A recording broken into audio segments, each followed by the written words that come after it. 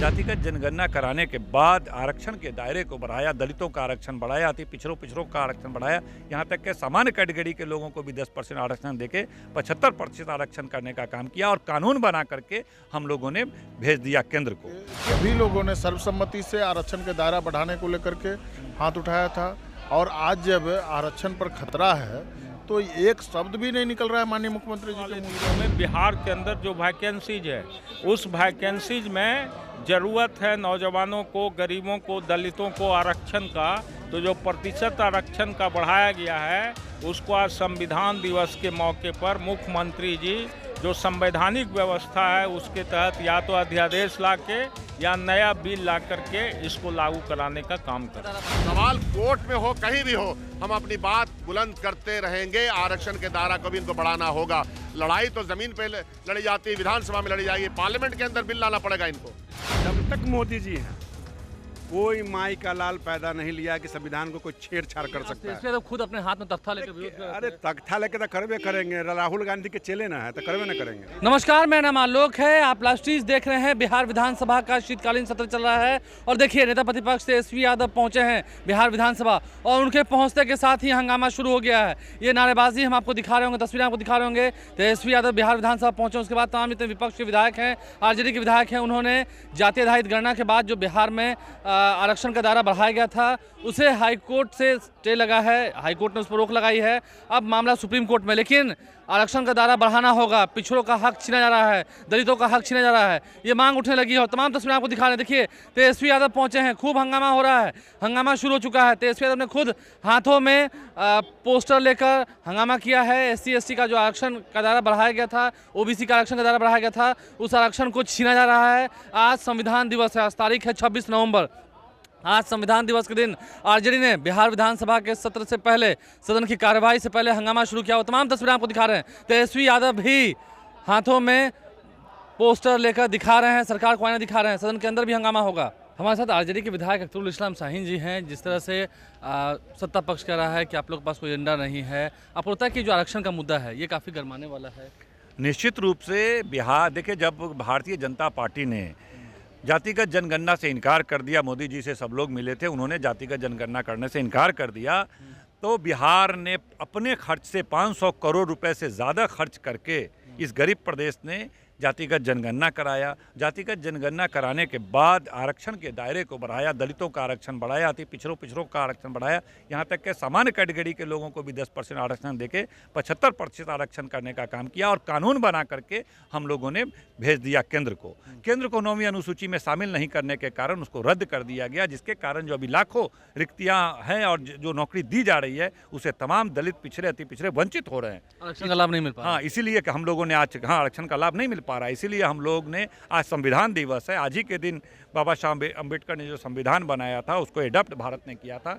आज के दिन हम लोग कहा है कि सब तमाम काम को रोक करके बढ़ाए गए आरक्षण को 9वीं अनुसूची में शामिल करने हेतु सरकार का पुनः क्या प्रयास है, पुनः कानून बनाने की आवश्यकता है, उस पर वक्तव्य दे और इस पर कार्य स्थगन हम लोगों ने लाया है कि इस पर सरकार अपना वक्तव्य दे और पुनः कानून बना करके इसको भेजे और 9वीं अनुसूची में शामिल कराए ताकि आरक्षण का लाभ बिहार की जनता को मिल सके। आरक्षण का लाभ जो है वो बिहार की जनता को मिल सके, युवाओं को मिल सके। अख्तरुल इस्लाम शाहीन जो कि आरजेडी के विधायक हैं, सचेतक भी हैं, उन्होंने क्या कुछ कहा है हमने आपको सुनवाया है। हमारे साथ आरजेडी के विधायक मुकेश रोशन, हम उनसे बात करेंगे। जिस तरह से हंगामा हो रहा है, नारेबाजी हो रही है, आज तो संविधान दिवस भी है और आरक्षण का दायरा बढ़ाने को लेकर मांग हो रही है। देखिए जिस तरीके से सदन के अंदर आरक्षण के मामले को लेकर के सभी लोगों ने सर्वसम्मति से आरक्षण के दायरा बढ़ाने को लेकर के हाथ उठाया था और आज जब आरक्षण पर खतरा है तो एक शब्द भी नहीं निकल रहा है माननीय मुख्यमंत्री जी के मुंह से। वो तो हाईकोर्ट ने स्टे लगाया ना सर, वो तो सरकार इस पर क्या कार्रवाई हुआ, इसके लिए सुप्रीम कोर्ट में क्यों नहीं गया लोग?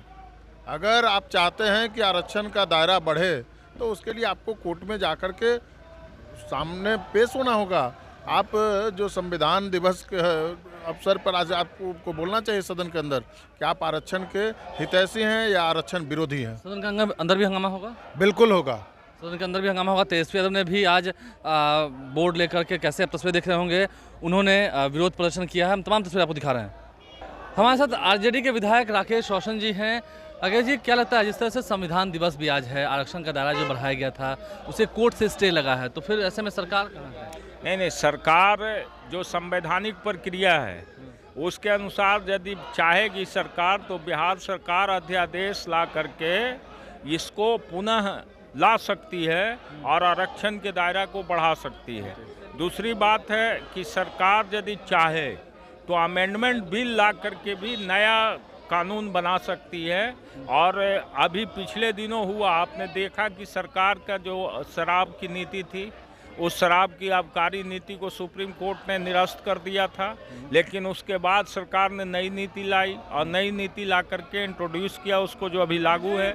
उसी तरह से हम लोग सरकार से ये मांग कर रहे हैं नीतीश कुमार जी से खास करके कि आने वाले दिनों में बिहार के अंदर जो वैकेंसीज है उस वैकेंसीज में ज़रूरत है नौजवानों को, गरीबों को, दलितों को आरक्षण का, तो जो प्रतिशत आरक्षण का बढ़ाया गया है उसको आज संविधान दिवस के मौके पर मुख्यमंत्री जी जो संवैधानिक व्यवस्था है उसके तहत या तो अध्यादेश ला के या नया बिल ला करके इसको लागू कराने का काम करें। नया बिल लाने की बात हो रही है। राकेश रोशन जी हमारे साथ है, क्या कुछ उन्होंने कहा आपने सुना?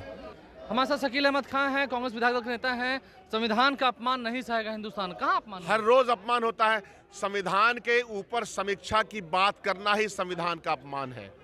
क्या कारण हुआ कि राष्ट्रपति जी के हवाले, जो हमारे पूर्व राष्ट्रपति थे, उनके हवाले संविधान समीक्षा की कमेटी बनाई गई। क्यों बनाई गई? पूर्व जो प्रधानमंत्री थे अटल जी के ज़माने में स्वर्गवासी हुए, वो उनके ज़माने में भी समीक्षा बैठी।